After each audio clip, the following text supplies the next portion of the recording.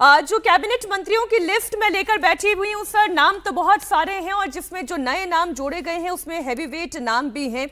मनोज कुमार पांडे का नाम उसमें एक शामिल है। कृष्णा पासवान की हम बात करें, ये सारे वो नाम हैं जो महत्वपूर्ण हैं। मंत्रिमंडल में फेरबदल से पहले चर्चा इस बात की होनी चाहिए कि किस तरह से उत्तर प्रदेश के मुख्यमंत्री योगी आदित्यनाथ को फ्री हैंड दिया गया है।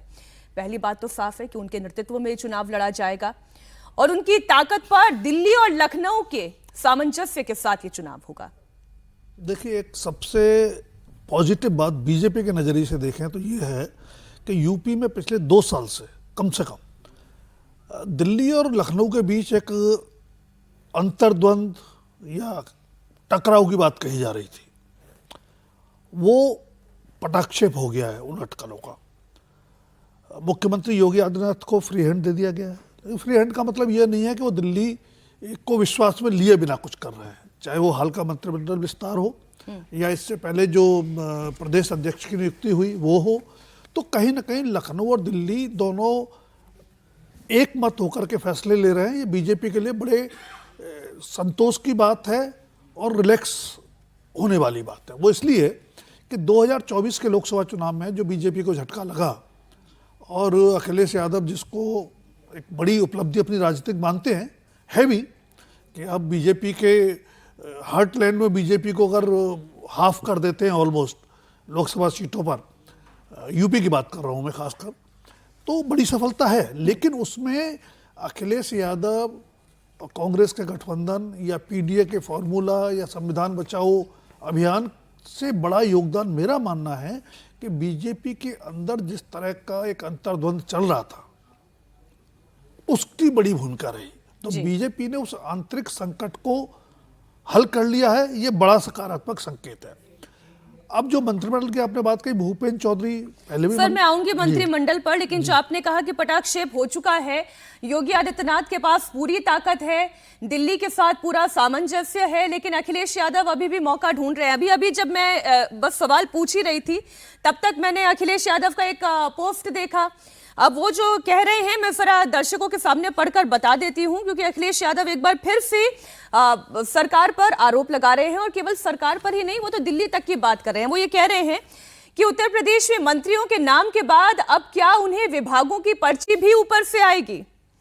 मंत्रालयों के बंटवारे की देरी की असली वजह सिर्फ ये है कि मंत्रालय विभाग की कमीशन कमाई के बंटवारे के डबल इंजन आपस में टकरा रहे हैं। दीर्घ प्रतीक्षा के बाद जो नए मंत्री बने हैं वो बेचारे तो बस दर्शक दीर्घा में बैठकर गेंद को इधर उधर आते जाते हुए देख रहे हैं। भाजपाई डबल इंजन बाकी मंत्रियों को सब डिब्बा कर देती। तो पहले तो इसी पर बात हो जाए।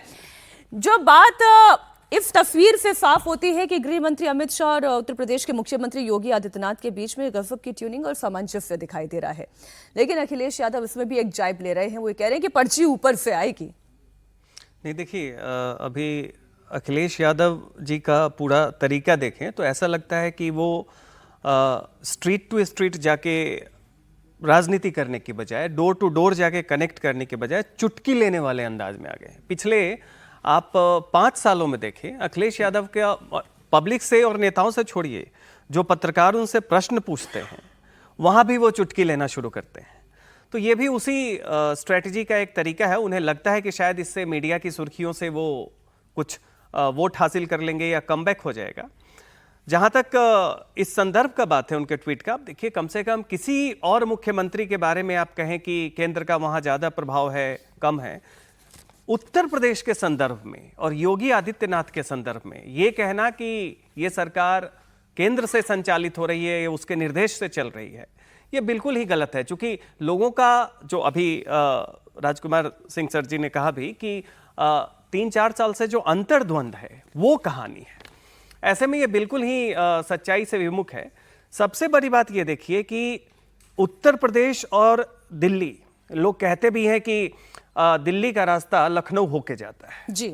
80 सीटों की कवायद है यूपी की, उसमें योगी आदित्यनाथ जैसा मुख्यमंत्री, 24 का संदर्भ एक अलग जगह है, लेकिन फिर भी आप देखें कि 2029 की तैयारी हो, उसके लिए 27 को मजबूती से बांधना योगी आदित्यनाथ और केंद्रीय नेतृत्व दोनों के लिए जरूरी है।